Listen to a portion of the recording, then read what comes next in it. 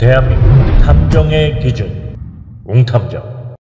그러면은 사실 한국에서 제가 간단하게 말씀드리면 한국에서 보통 이제 큰 분야로 나눠보면 의뢰를 많이 해주시는 의뢰인들이 많이 의뢰하는 분야가 가정 문제, 기업 문제, 그리고 뭐 사람을 찾아달라거나 그리고 사기를 당한 것, 그리고 채권 문제, 이런 문제들이 거의 좀 대부분을 차지해요. 뭐 기업 문제들도 뭐 제가 많이 그 활동을 했었던 부분도 은닉재산을 찾아달라거나, 왜 기업들이 고의부도 고의파산하는 경우도 많고 그래서 이런 정도인데, 미국에서는 어떻습니까? 의뢰 분야가? 이 탐정의 업무의 첫 번째로는 네. 사람 찾는 겁니다. 아. 사람을 찾아야 뭐 해결이 되죠. 네. 그래서 이제 뭐 뭐든지 그 사람 찾는 게 일단 1단계이기 때문에 네. 그 사람이 어디에 살고 있는가. 근데 이제 한국과 미국이 조금 다른 게 있다면은, 미국은 그런 이제 그 정부에서 인가한 네. 그런 이제 민간 업체지만 네. 정부에서 허가한 그런 민간 정보 제공 업체가 있습니다, 따로. 그래서 이제 거기서 그 수사 지원을 해줍니다. 그게 뭐냐면 프린시플 면허를 갖고 있는 이 장이 네. 거기에다가 연락을 해서 그 사이트에 가입을 희망할 때 네. 거기서 이제 면허나 이제 뭐 그 신분 이런 거 백그라운드를 체크하고 이제 날짜를 정해서 와서 인스펙션이라고 합니다. 이 검열을 받아요. 네. 이제 검열을 받는데 이제 뭐가 있어야 되냐면 그 IP, 거기서 IP 추적이 가능한 컴퓨터와 네. 그러니까 조사죠. 조사 업무를 한 그 의뢰인들에 대한 정보를 보관하는 금고가 있어야 되고, 네. 또 사무실이 있어야 됩니다. 네. 이 세 가지가 있어야 이제 허가를 합니다. 그러면 이제 거기서 허가를 하게 되면 그 사이트에 가입이 되죠. 네. 그럼 그 사이트에 일반인들은 가입할 수가 없습니다. 네. 그 일반 뭐 온라인에 돈 주고 막 하는 그거 아닙니다. 네. 그거 아니고 이제 이건 정부 조직에서 허가한, 인가한 우리 면허를 갖고 있는 사람들을 위한 사이트예요. 그 정보 지원 업체죠. 이제 거기에 가입하면은 그때서부터 이제 사용을 하면서 어떤 사람의 어떤 이름이라든지 네. 전화번호라든지 나이라든지 네. 뭐 옛날 주소라든지 옛날 전화번호라든지 뭐 등등 그 찾고자 하는 대상의 어떤 개인 정보를 어떠한 정보라도 조회를 할 수가 있다는 거죠. 정보라도 갖고 있으면 거기 사이트에 들어가면은 조회를 할 수 있습니다. 자, 일례로 우리가 차를 사든 집을 사든 뭐 직장을 잡든 네. 내 정보를 기재를 하죠. 그렇죠. 쓰게끔 되죠. 그런 정보가 다 이렇게 모이는 겁니다. 모여서 이게 정부로 들어가요. 네. 정부에 보고가 됩니다. 그러면 정부가 갖고 있다가 퍼블릭된 정보들을 그런 또 업체에, 네. 정부가 인정한 업체에다가 넘겨줍니다. 네. 레벨이 있습니다. 네. 레벨이 이제 1, 2, 3라고 한다면은 네. 레벨 1은 연방경찰 FBI죠. 네. 그 FBI는 국내 국외를 볼 수가 있는 겁니다. 그러니까 만약에 한국에서 뭐 미국을 들어간 친구들이 여권을 갖고 들어갈 거 아닙니까? 네. 그럴 경우에 그 사람의 정보가 이미 벌써 다 미국에 제공이 되는 거죠. 네. 그런 거. 또 여기 지금 한국에도 뭐 한 15명의 FBI 그 한국 요원들이 나와 있어요. 네. 그 친구들의 평상시 업무는 그런 겁니다. 네. 그 사람들에 대한 정보 수집. 그것을 그대로 수집된 정보를 넘겨주는 거죠. 그래서 저와 같은 사람들이 한국에 나와 있다면 제 정보도 아마 거기 많이 들어가 있을 겁니다. 그래서 혹시 내가 여기 한국에 와서 뭐 어떤 범죄 조직과 연루해서 뭘 하려고 그러는 게 아닌가. 네. 그런 거에 대한 어떤 그 모니터링을 하고 있죠. 그 서식이 있어요. 그 서식대로 이제 작성을 해서 하지요. 야, 이제 이 부분이 가장 놀랍네요. 그럼요. 그래서 공식적으로. 그럼요. 그거는 이제 그렇게 해야만이 네.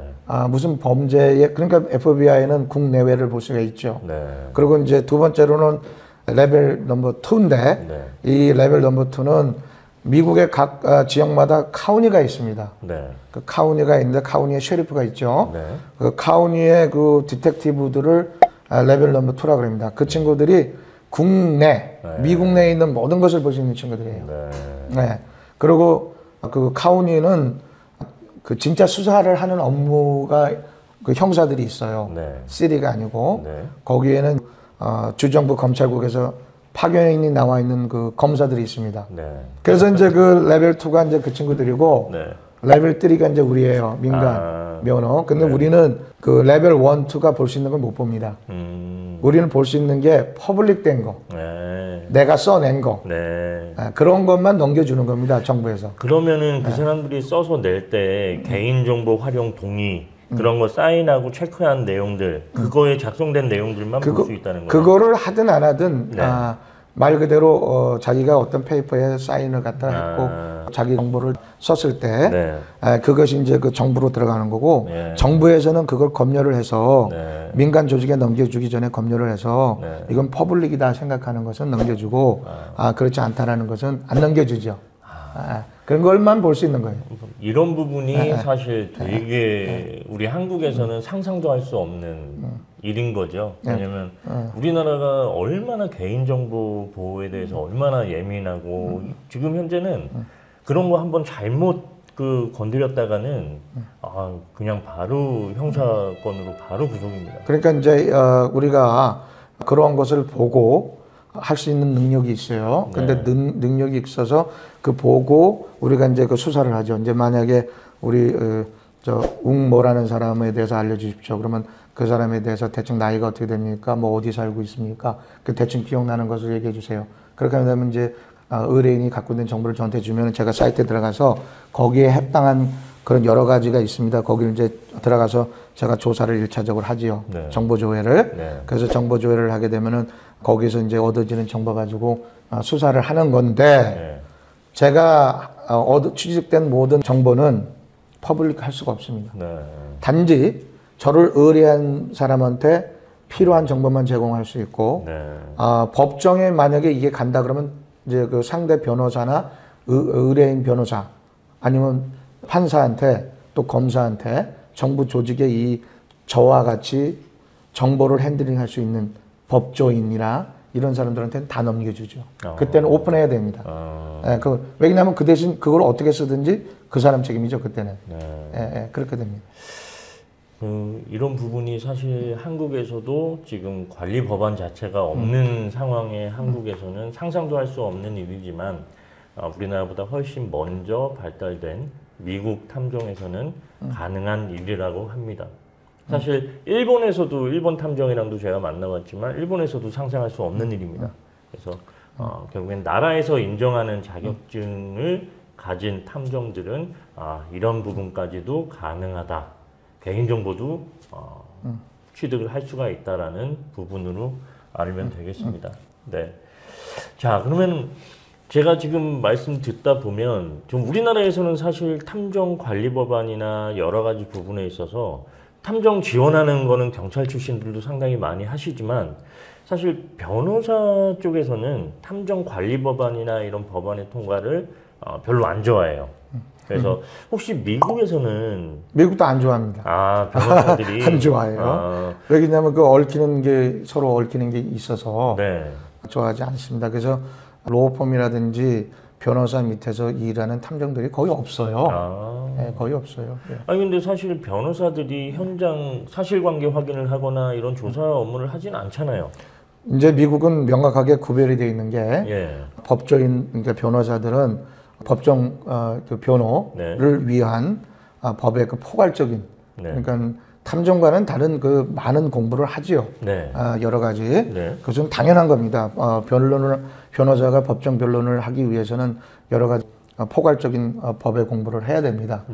그렇지만 수사권은 없어요. 그래서 미국의 많은 변호사들이 자기네들이 또 어떤 수사도 겸하기 위해서 PI 그 라이센스를 취득하는 경우가 많이 있습니다.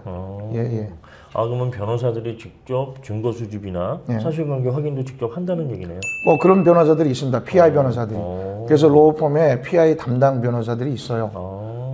그래서 이제 왜냐하면 자기네들이 PI를 고용을 할 경우에 자기네들이 원하는 대로 조사 업무를 제대로 안 해주는 경우도 있고 또 빠른 업무를 위해서 직접 변호사 중에서 PI 변호사가 있습니다. 대형 로펌에서는 그 몇 명 뭐 로펌 한다든지 뭐 몇 명이서 만든 로펌이라든지 혼자 하면서 이렇게 저렇게 끌어다가 뭐 로펌이라 그랬는데 그런 거 말고 진짜 로펌, 대형 로펌 그런 데서는 그 PI 담당 있습니다. 그러면 사실 우리나라에서는 사실 변호사들이 실제로 현장에 나가는 일도 상당히 드뭅니다. 거의 이제 그 소장을 쓴다거나 왜냐면 증거는 이제 의뢰인한테 알아서 이런 증거 있으면 유리합니다. 이런 증거 가져오세요. 라고만 한단 말이에요.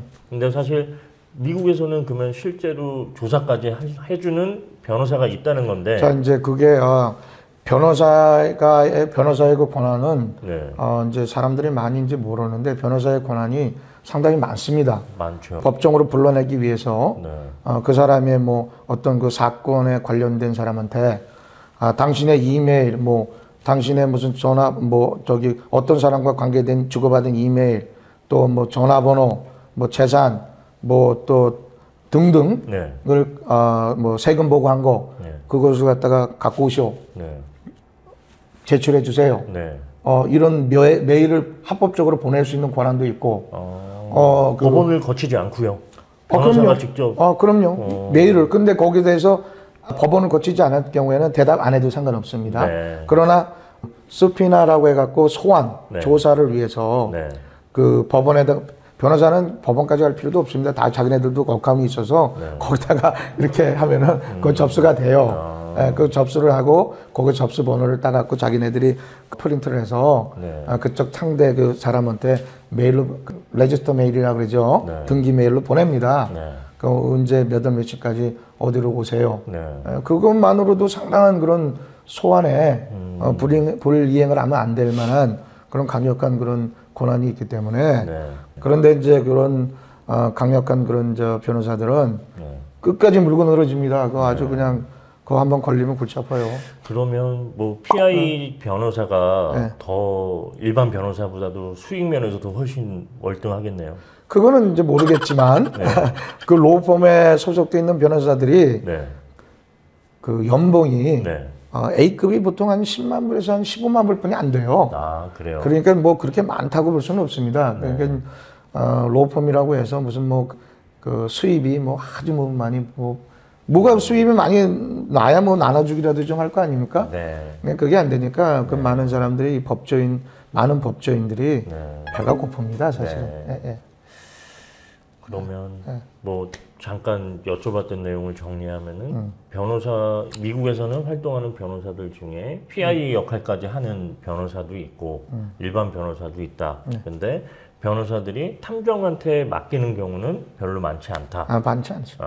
그러면은 탐정한테 따로 의뢰인들이 따로 맡기고 거기서 확보된 증거를 가지고 변호사한테 소송을 가져가고 이런 거는 자, 맞는 이제 거죠? 그런 거죠. 이거는 뭐냐면은 저희가 소송상 이제 물어봅니다. 네. 이거 왜 이 업무를 저한테 맡기십니까? 네. 이 증거를 소송용이냐? 그렇지요. 예. 네, 그럼 물어봐서 네. 그분이 그렇다 그러면은 변호사가 있습니까? 그럼 아직 없습니다. 네. 라고 해갖고 저한테 이제 그때 물어보면 네. 제가 알고 있는 변호사를 소개시켜 주기도 하고 제가 이제 좀 아무래도 누가 잘한다라는 것을 손발이 맞는 변호사가 있는 법원에 수준이니까. 아니 그게 아니라 법원에 왔다 갔다 하면서 이렇게 이제 얼굴 이제 어깨너머로 보지 않습니까? 어떤 변호사들은 제가 아까 말씀드렸듯이 강력합니다. 그냥 물고 늘어주고 따지고 그냥 괴롭히고 그렇습니다. 괴롭히다는 말은 좀 정화하고. 근데 의뢰인을 위해서 하는 거니까 그건 뭐 당연한 것 같아요. 그럼요. 그런 변호사를 이제 소개시켜 주지요. 네. 그래서 이기게끔 되도록이면. 그럼 결국엔 변호사와 탐정은 우리나라나 미국이나 그렇게 서로 그렇게 협력하는 관계는 아직까지는 굳이 아니지만 네. 저도 이제 가까운 변호사가 몇 명 있죠. 네. 근데 그건 이제 서로 통하는 변호사인 그렇죠. 거고. 그래서 이제 그러나 이제 그 변호사가 저한테 의뢰를 주는 경우는 여지껏 한 번도 없었던 것 같아요. 물어보기는 했지만. 근데 이제 제가 그 의뢰를 차라리 내 의뢰인을 보내준 거는 많이 있죠. 근데 이제 제 개인적인 생각으로는 네. 변호사가 네. 말 그대로 방패라면 우리 PI는 이 창이거든요. 두 개가 서로 어울려서 하면 좋은데 변호사들의 권한이 굳이 탐정을 고용을 해서 할 필요가 없으니까 나눠줘야 되잖아요, 수임료를. 그러니까 그렇게 하지 않는 거죠. 결국에는 알겠습니다. 그러면 다음 질문으로 한번 넘어가 보겠습니다.